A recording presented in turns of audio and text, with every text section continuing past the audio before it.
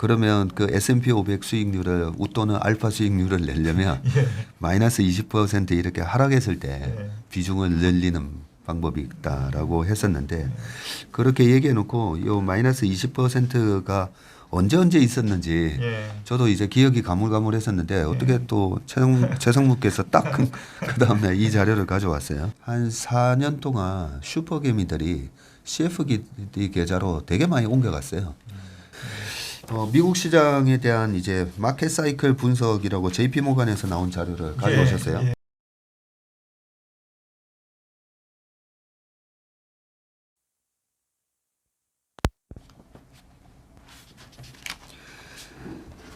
어, 6월 21일 화요일 오늘 최일호 성모가 풀어주는 미국 시장 이야기 첫풀미 순서인데 어제는 노예 해방 기념일로 시장이 휴장이었어요. 예, 휴장이었습니다. 네, 저가 미국에서 공부할 때 이런 게 없어가지고 좀 당황스러웠었는데 보니까 작년에 바이든 대통령이 처음으로 이제 연방 공휴일로 지정을 했었더라고요. 예. 네. 6월 19일로 정해져 있는데 예, 올해는 19일이 일요일이었기 때문에 월요일로 대체 공휴일로 된 것 같습니다.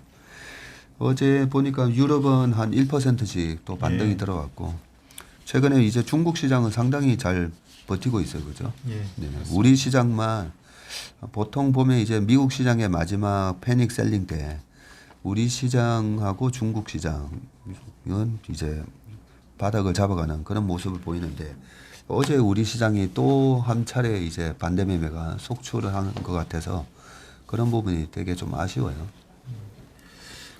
좀 당혹스러웠는데 한간에는 또 CFD 계좌가 외국인 창구로 잡히잖아요. 맞아요. 예. 그런 쪽에서 반대 매가 나왔을 가능성도 좀 있다는 얘기가 좀 들리더라고요. 네. 그래서 어제도 이제 몇몇 투자자분들로부터 좀 우려의 목소리를 들으면서 이제 통화를 좀 하고 뭐 이랬었는데 굉장히 좀 불안한 상황이신 것 같고요. 네. 계속 이제 그 영업점 체크를 해봐도 요즘 그냥 힘들어서 파시는 물량들이 좀 있다고 하더라고요. 네. 어제 같은 경우에 뭐 상당히 힘 빠지죠. 우리처럼 지금 여러 가지 지표를 보면서 앞으로 15에서 한 25%는 수익 나겠다라는 그런 믿음을 가지고 있음에도 불구하고 그죠? 어제처럼 또 반대 매매가 속출하면 사실 좀 힘이 빠지고 또 안타깝기도 하고요. 보면 반대 매매에 대해서 제가 어제 이제 우리 톡방에 공유를 해드렸잖아요.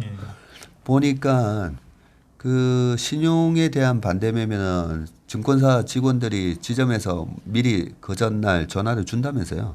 전화를 줘서 내일 9시까지나 뭐 10시까지 채우지 않으면 반대 매매 나간다. 그래서 신용에 대한 반대 매매가 9시에서 10시 한 오전에 많이 나오고 그 다음에 어제 보니까 스탁론에 대한 반대 매매가 1시에서 한 2시? 예. 그때 그때 이제 스탁론에 대한 반대 매매가 나온다고 돼 있고 그 다음에 파생 상품 있잖아요. 예. 파생 상품 주식 선물이나 그 지수 선물 매매하는 그 반대 매매가 또 11시에서 한 12시까지 아마 그렇게 나오는 걸로 제가 알고 있거든요. 거기다가 이제 눈에 보이지 않는 거 외국인인데 그 외국인이 이제 CFD 계좌 그러니까 그게 한 4년 동안 슈퍼개미들이 CFD 계좌로 되게 많이 옮겨갔어요. 그 슈퍼개미들이 그러면 CFD 계좌를 왜 쓰느냐?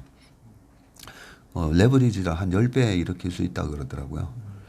그리고 또 하나 내 이름으로 주식이 잡히는 게 아니라 그 외국계 증권사로 이름이 잡히다 보니까 그 대주주 과세 요건에도 해당이 안 되는 거죠. 예, 맞습니다. 예, 10억 이상 대주주 과세 요건을 회피하기 위해서도 이 CFD 계좌를 많이 쓰다 보니까 최근에 3, 4년 동안 CFD 계좌 처음에는 교보증권부터 시작해서 나중에는 뭐 키움증권이나 뭐 웬만한 큰 증권사들 다 CFD 계좌를 홍보하면서 이 CFD 계좌로 레버리지를 이렇게 해서 매매를 꽤 많이 하는 걸로 제가 알고 있었거든요. 최근에 외국인 매도는 그 CFD 계좌에서 쏟아지는 그런 반대 매매라는 느낌을 저도 받았어요. 데일리로 그 신용 잔고를 그 체크해 보니까 약간 이틀 정도의 그 타임렉이 있지만 지난주간으로 1조가 나왔는데 1조 한 500억, 1000억 예, 틀렸어요. 그렇고 어제 보니까 며칠 전에 나왔겠죠. 그게 한 3, 4천억 정도 또 더 나왔죠. 털렸더라고요. 네. 예. 그래서 어제 같은 경우도 좀 험악했으니까 계속 이제 매물을 부르는 상황인데 네. 그 끝이 뭐 언제까지일지 모르겠지만 그 끝이 그 뭐 정점에 다다른 상황에서 바닥은 잡지 않을까 이렇게 생각이 됩니다. 네. 그래서 과거 2018년도도 그랬고 2008년도에도 항상 우리가 먼저 이제 바닥을 잡고 움직였었는데 이번에는 어제 또 투매가 나와서 그동안에 이제 CFD 계좌까지 너무 이제 돈을 빌려서 투자하는 걸 많이들 또 증권사나 또 뭐 광고도 보면 이제 스탁론 광고가 너무 많았잖아요. 그런 부분에 대한 좀 후유증이 있었던 게 아닌가 싶고 우리가 보는 그 푸콜 레이셔나 이런 거 보면 굉장히 지금 뭐 한 4, 5일째 계속 그 푸콜 레이셔에서 패닉 셀링 지표가 나오고 있죠. 예. 1.3 이상이면은 굉장히 공포스러운 네. 그 저점 신호라고 생각이 대체로 드는데 지금 한 1.5 정도 그쵸. 기록을 하면서 그 1.3을 좀 밑으로 깨는 그런 상황이 좀 네. 발생을 하고 있습니다. 푸콜 레이셔 우리가 보는 그 패닉 셀링 지표가 이렇게 5일 연속 나오면 그러면 또 그동안에 요 패닉 셀링은 빠르게 이제 복원시키기 때문에 그렇기 때문에 뭐 좀 기다려 해보면 다음 주 초 정도까지는 다시 2,500선을 다 회복하지 않을까 뭐 그런 기대도 해보는데 미국 시장에 대한 이제 마켓 사이클 분석이라고 JP 모간에서 나온 자료를 가져오셨어요. 예. 네. 이게 그 JP 모건에서 분기마다 가이드 투 더 마켓이라고 해서 한 분기를 조망하는 그 분석 자료를 내놓는데 이 뭐 분석이라고 할 것도 없이 이 표가 딱 한 장으로 이렇게 돼 있고 다른 뭐 표도 있는데 보다가 좀 재밌어서 가져와 봤습니다. 전무님 예전에 그 약세장 분석에서 활용하신 자료가 골드만삭스의 자료라면 JP 모건의 자료는 약간 다른 관점에서 보고 있는데요. 그러니까 S&P 500을 기준으로 해서 20% 마켓 디클라인이 있으면은 약세장으로 진입한다고 네. 했었는데 이미 결과를 보고 약세장으로 진입했을 때 그때 주변 상황이 어땠는지 그렇게 분석하는 그 분석에 초점을 맞추고 있고요. 네. 그 분석의 그 기준은 이렇습니다. 20% 약세장에 들었을 때 그때가 그 마켓 매크로 인바이런먼트 그쪽 보시면요. 그때가 리세션이었는지 커머디티 스파이크가 있었는지 그리고 어그레시브 패드라고 해서 패드의 공격적인 긴축 또는 예기치 못한 긴축이 있었는지 그리고 밸류에이션이 굉장히 높았는지 요런 부분에 이제 초점을 맞춰서 해당되는 베어마켓 사이클에서 점을 찍어 놓은 게 몇 개에 해당하는지 그런 걸 적어놨습니다.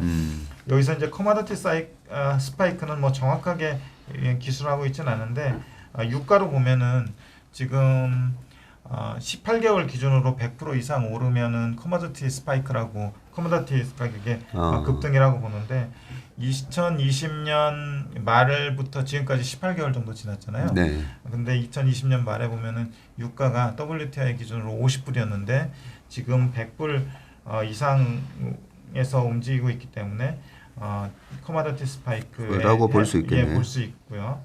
그리고 어그레시브 패드 이거는 여기에서 정의하기는 예상치 못한 패드의 긴축이나 또는 예상을 했는데 보다 더 공격적인 패드의 긴축이 나타났을 때 어그레시브 패드라는 표현을 쓰는데 지금 상황은 아마 뭐 정확히는 꼭 집어서 계산 정량할 수는 없지만 커머디티 스파이크와 어그레시브 패드 요 두 부분이 겹치는 그런 상황인 것 같습니다. 그래서 전반적으로 좀 크게 보면은요, 1929년에 크래시가 있었다고 그래요. 이때가 대공황인데 대공황이 시작할 때죠. 대공황 시작할 때인데 대공황 시작 이전에 크래시가 세게 났다고 하더라고요. 그때가 이제 베어마켓 리턴으로 86%가 빠졌었다고 그래요. 네. 그리고 지속되는 기간은 32년이었고요. 그리고 37년에 뭐 패드 타이튼이 있었다고 하고요.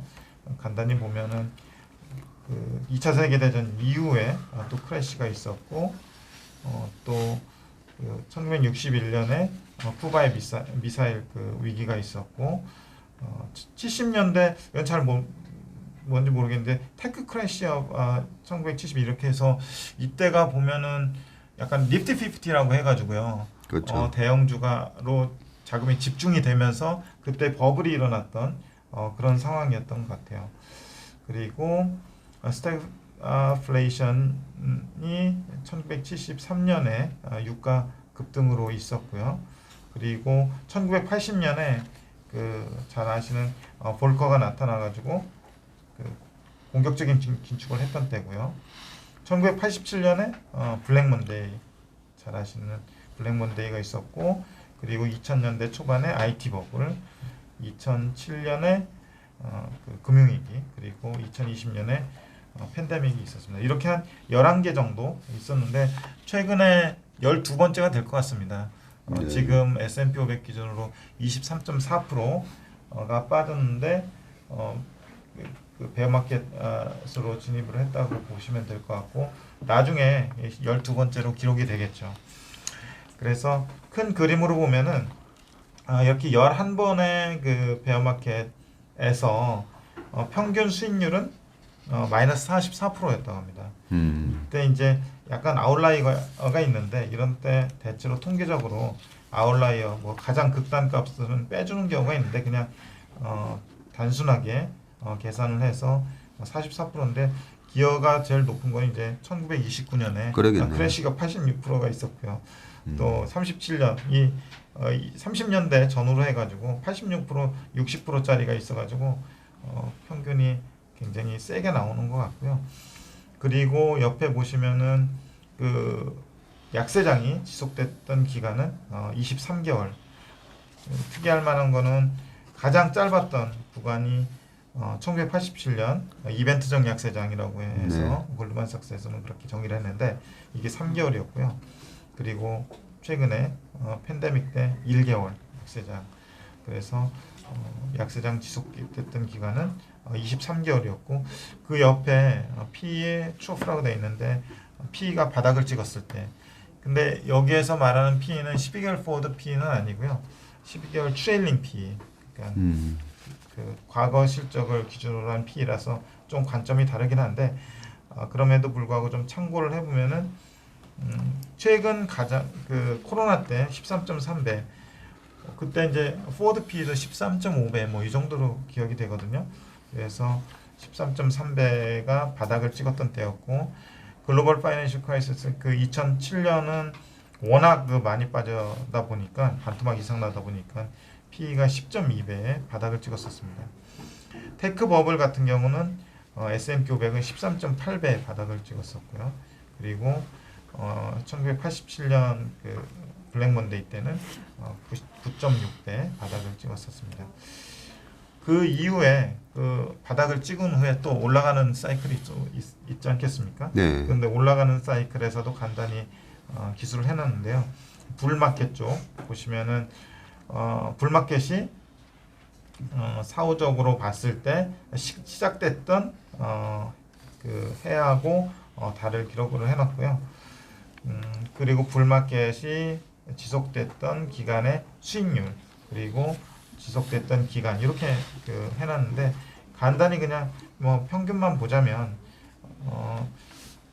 그 불마켓의 지속 기간은 57개월. 아까 약세장이 그 지속됐던 23개월에 비해서 2배 이상이 많고요. 그리고 불마켓의 지속됐던 기간의 수익률은 169%. 그래서 아까 약세장이 44%보다 뭐 한 4배 정도 이렇게 많은 상황입니다. 그래서 사이클이라고 하지만 그냥 정제 있는 사이클이 아니라 이렇게 올라가는 사이클이잖아요. 네. 미국 시장에서. 그래서 이런 그림, 이런 그 숫자가 나왔을 것 같고요. 요것만 보면 약세장 23개월 평균에 44% 마이너스인데 예. 요것만 잘 피하면 강세장에서는 169% 상승을 주고 지속 기간은 57개월. 예, 그렇습니다. 뭐 그렇네요. 예, 통계적 수치만 보면 예. 그렇습니다. 근데 뭐 이걸 피하지 않고 그냥 가만히만 들고 있었어도 예. 강세장에서 주는 수익과 구간이 훨씬 기니까 예. 그래서 아마 그동안에 미국 시장에서는 그냥 예. S&P 500 들고 가만히 있으면 예. 된다. 그렇죠. 예, 그런 전략이었던 것 예. 같아요. 전문님 어제 그 신문 봅시다에서 말씀하셨듯이 워런 버핏이 유언을 남겼는데 사후에 90%는 그 S&P 500을 네. 추종하는 인덱스 펀드에 넣고 그 10%는 채권에 그렇죠. 넣는 유언을 남겼듯이 그만큼 미국 시장에 대한 대가들조차도 신뢰가 있는 것 같아요. 네. 그래서 제가 신문 봅시다에서 그랬잖아요. 그러면 그 S&P 500 수익률을 또는 알파 수익률을 내려면 마이너스 20% 이렇게 하락했을 때 예. 비중을 늘리는 방법이 있다라고 했었는데 그렇게 얘기해 놓고 요 마이너스 20%가 언제 있었는지 예. 저도 이제 기억이 가물가물했었는데 어떻게 또 최성무께서 딱 그 다음에 이 자료를 가져왔어요. 그 역으로 이제 성급한 투자자들의 사례들을 보면은 우리가 잘 아는 피터 린치도 그 연평균 27%의 수익률을 14년간 냈다고 얘기를 하는데 잘 알려진 이야기지만 그 펀드에 가입했던 절반 이상의 투자자가 결국 손해를 보고 나왔다는 거잖아요. 그러니까요. 예, 그래서 시간의 어떤 시간을 이기는 또 시간을 자기 편으로 만드는 투자를 해야 되는데 그걸 이제 극복을 하지 못하고 그냥 단기적으로 오르니까 따라가고 빠지니까 무서워서 또 팔고 이런 것들을 번복을 하게 되면은 결국에는 성과 자체가 굉장히 초라하게 나올 수밖에 없다는 걸 여기에서도 조차도 방증을 하고 있는 것 같습니다. 네, 저도 그 부분이 너무 아쉬워요. 그 워런 버핏도 그렇고 피터 린치도 그렇고 지수가 뭐 마이너스 10%, 15%, 20% 갔을 때는 손절을 했다가 다시 어떨 때 사고 뭐 이런 얘기는 없잖아요. 그런데 왜들 그렇게 손절의 법칙이 대단한 그런 어떤 룰인 것처럼 얘기가 된다는 게 그게 이제 잡주를 하면 당연히 손절해야죠. 잡주를 트레이딩 목적으로 들어갔으면 내가 딱 정해놓고 하이 리스크 하이 리턴 보고 들어갔으니까 해야 되는 건데 뭐 지수라든지 대형 우량주를 매매하면서는 실질적으로는 그 뭐 손절했다가 밑에서 다시 다 사고 이게 안 되잖아요. 그런 부분을 어제도 보면 그렇게 계속 이 가격대에서 현금화를 좀 시켰다가 다시 들어가야 되지 않냐 이런 질문들이 보면 참 너무 안타까워요. 그죠? 계속 요 부분은 한번 좀 읽어주세요. 또. 예. 네. 그래서 지금 구간에 해당하는 대체로 동의하는 부분이 커머디티 스파이크고 그리고 어그레시브 패드의 공격적인 긴축 정책인데 요 부분들이 어느 정도 시장에 반영되고 요 부분들이 희석된다는 점을 생각을 한다면 예상을 한다면 어느 정도 이제 시장이 가닥을 잡을 것 같은데 그 외에 해당되는 리세션이나 익스트림 밸류에이션은 여전히 체크해야 될 부분이라고 생각하는데 익스트림 밸류에이션에는 지금 뭐 그 해당 사항이 없다고 보지만 지금 그 S&P 500 기준으로 15배 지금 거래되고 있잖아요. 네. 그런데 지금 시장에서의 논란은 일부 그 유튜브에서 나와서 얘기하시는 분들조차도 지금 12개월 포워드 EPS라든지 애널리스트 향후 추정치를 신뢰할 수 있느냐. 너무 과대평가돼서 실제로 실적이 나왔을 때 실적 추정치를 하회하거나 기업들이 향후 가이던스를 낮게 주면서 실적 추정치가 꺾이는 거 아니냐 이런 우려들을 많이 하시는 것 같아요. 결국 그 케바케가 될 것 같은데 케이스 바이 케이스가 될 것 같은데 그런 부분들이 만약에 정말로 이번에 2분기 실적 발표 때 미국 기업들이 정말로 생각했던 것보다 허약한 체력을 가지고 있는 것이 입증이 된다면 이 부분에 대해서는 좀 다시 생각해 볼 필요가 있는데 아직까지는 좀 그런 조짐은 그 전방위적으로 나타나고 있지 않고 일부 그 유통 섹터나 좀 허약한 그 투기 등급에 해당되는 회사들에만 좀 나타나고 있는 것이 최근 특이 등급 채권의 일드가 계속 올라가고 있고 스프레드도 올라가고 있잖아요. 네. 그런 부분들이 있어서 말씀하신 대로 허약하고 체질이 좀 안 좋은 그런 회사들을 갖다가 오래 가지고 가자는 것이 아니라 정말로 탄탄하고 건전한 회사를 오래 가져가다 보면은 시장 환경에 의해서 그 마켓 리스크에는 노출될 수 있지만 결국 시장이 다시 회복을 하고 해당되는 기업들의 업사이클이 나타났을 때 다시 주가를 매복원력이 굉장히 강해질 거라고 생각을 하고 있고요. 지금 최근에 그 약세장 한 세 가지만 보면은요. 2000년 초반에 IT 버블하고 2008년 금융위기하고 2020년 코로나 팬데믹을 볼 수 있는데 이때 잠깐 그 약세장이 얼마나 지속됐는지 그리고 고점 대비 하락률 보시면은 IT 버블 때는 정말로 높은 밸류에이션이 꺼지는 과정에서 경기 침체까지 동반을 했었습니다. 그래서 리세션하고 익스트림 밸류에이션이 굉장히 그 위력을 펼치면서 고점 대비 하락률이 49%였었고요.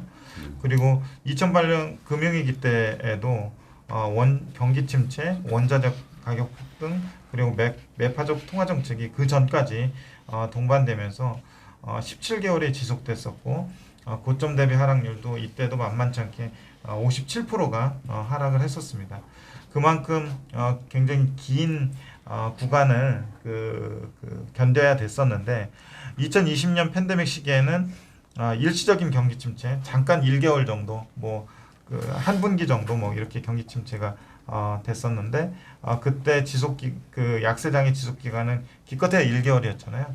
그리고 고점 대비 하락률도 위에 그 IT 버블 때나 금융위기 때보다는 상대적으로 적었던 34%에 불과했고요.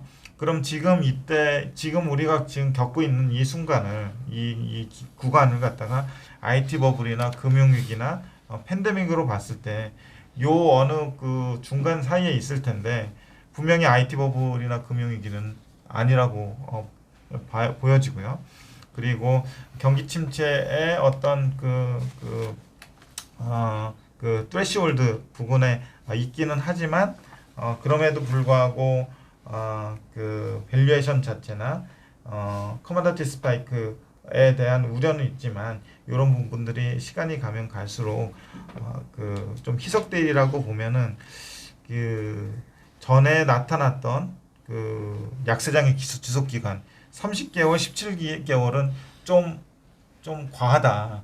이런 좀 생각이 들어요. 그래서 요거보다는 적은 지금 우리가 한 6, 7개월 정도 얼마 정도 더 그 약세장을 경험할지는 모르겠지만 요거보다는 좀 작지 않을까라는 그런 정도의 어떤 아이디어가 있고요. 아까 말씀드렸던 대로 지금 시점에서 우리가 좀 더 체크해야 될 거는 지금의 밸류에이션을 정당화할 수 있는 기업 실적이나 가이던스가 기업별로 나오는지 그리고 그런 그 좀 탄탄한 기업들을 모니터링해서 압축적으로 좀 가져간다면 향후 1년 후에 소기의 성과가 있지 않을까라고 생각합니다. 지금 여기 S&P 500에 대한 한 100년간의 지수를 보면 대공황 때 같은 경우에는 이제는 우리가 제외를 시키고 봐도 그죠? 예, 충분히 될 수 있는 상황이고 요때 대공황 때 1929년부터 1931년 하고 36년 요때까지만 하더라도 그 케인즈가 고용과 이자와 물가에 대한 일반 이론이 책이 나온 게 1937년인가 그래요. 예.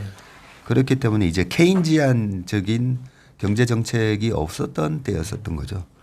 그러다 보니까 경제 정책에 있어서 붐앤버스트가 이 경제에서 일어나도 그걸 적당하게 정부가 어떻게 통제를 해야 되는지 모를 때였었고요.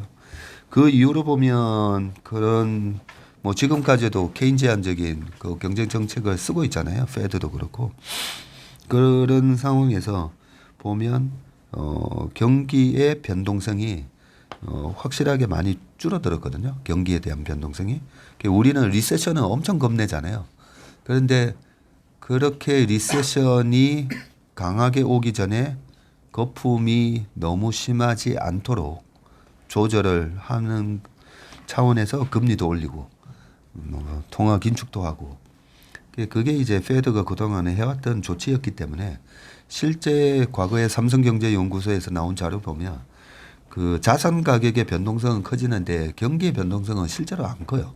안 큰데 이제 경기가 리세션이 온다라고 하면 항상 대공황 얘기하고 바이러스 얘기하면 항상 1918년도에 있었던 스페인 독감 얘기하고 그렇게 이제 너무 과거 사례를 갖다 대는 그런 모습이 있었던 거죠. 요것만 제가 보면서 보니까 1970년대 그 오일 쇼크 때도 보니까 그렇게 이 고점 대비 하락률이 그렇게 크지는 않았네요 보니까. 네. 79년도 2차 오일 쇼크 때 그때 볼퍼크가 이제 또 이렇게 아주 강력하게 페드 금리를 20%나 올리고 그러면서 또 지금 회색 선으로 리세션이 표시는 되지만 S&P 500의 고점 대비 하락률은 20%에 불과했었네요. 예, 그죠? 그렇습니다. 1980년, 81년도 요때 당시가 미국의 뭐 저축 대부 조합이 뭐 1000개 이상 망하고 굉장한 리세션이었는데 요때도 뭐 실업률이 10% 이상 올라갔었고요. 그럼에도 불구하고 S&P 500이 20% 밖에 안 빠졌다. 요거 보면서 참 재밌다는 좀 생각이 들고요.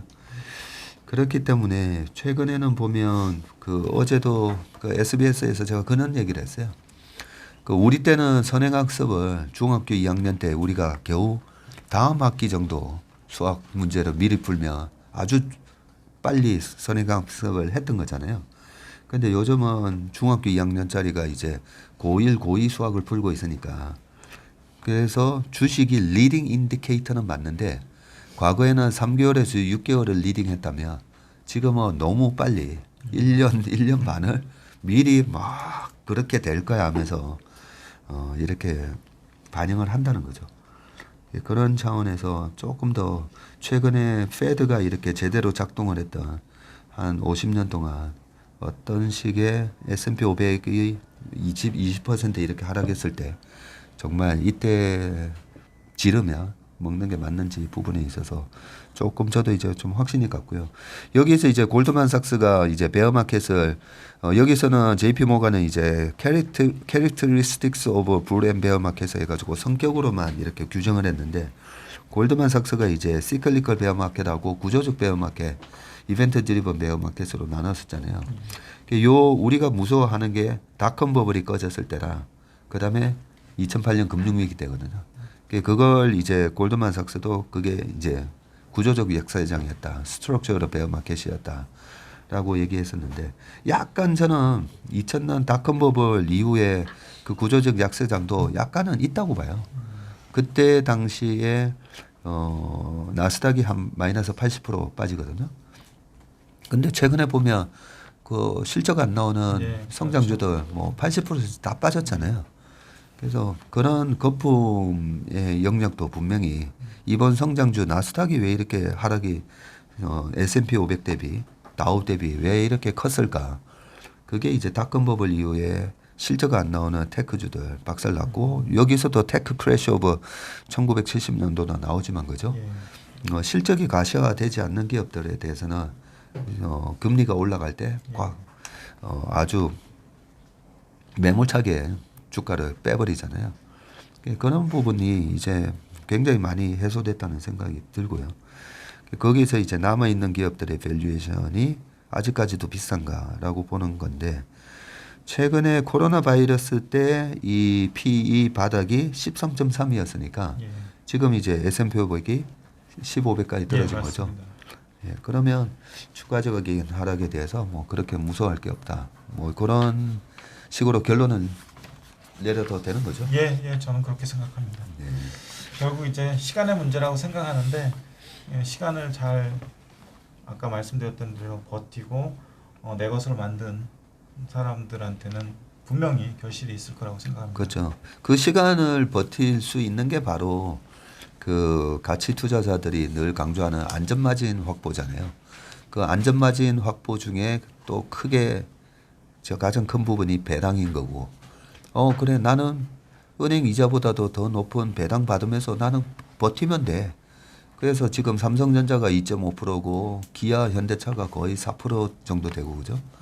네, 그런 상황이라면 얼마든지 배당 수익률만 가지고도 버틸 수 있는 거죠. 저는 저희 고객분들도 그렇고 많은 청년분들도 보면 꿈이 조그만 뭐 내 상가나 꼬마 빌딩 가지고 노후를 따박따박 이렇게 월세 받아 먹고 노후를 이렇게 보장하려고 하잖아요. 근데 지금 상가 수익률이 보면 다 2%, 2.5%예요. 강남은 거의 1.7%, 1.5% 그래. 그러면 약간의 대출이 있으면 남는 것도 없어요. 그런 것처럼 실질적으로 지금 웬만한 우리나라의 대형 우량 기업이 배당 수익률이 상당히 주가가 빠지면서 좋아지고 미국 기업도 마찬가지죠. 그렇죠? 그렇다면 그 과도한 신용을 쓰고 계시는 분들은 이자가 뭐 7% 그러니까 못 견디는 거죠. 이자가 7% 나가는데 배당 겨우 2.5% 3% 들어오니까. 근데 그게 아니라면 내 그냥 생돈으로 내가 투자하고 있으면 사실 무서워할 이유가 하나도 없는 거예요.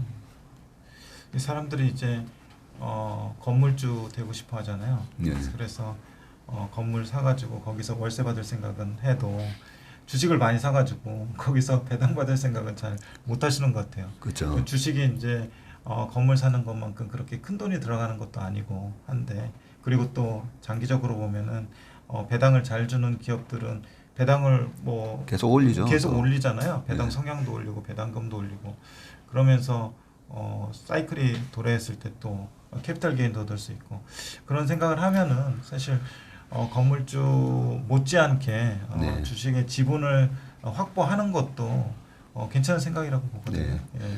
그래서 저는 우리나라 개인분들이 굉장히 많이 이제 현명해지셔가지고 지금 이제 반대 매매 나오고 있는데 여전히 우리 개인분들이 보면 주식을 매수 계속 하고 계시거든요.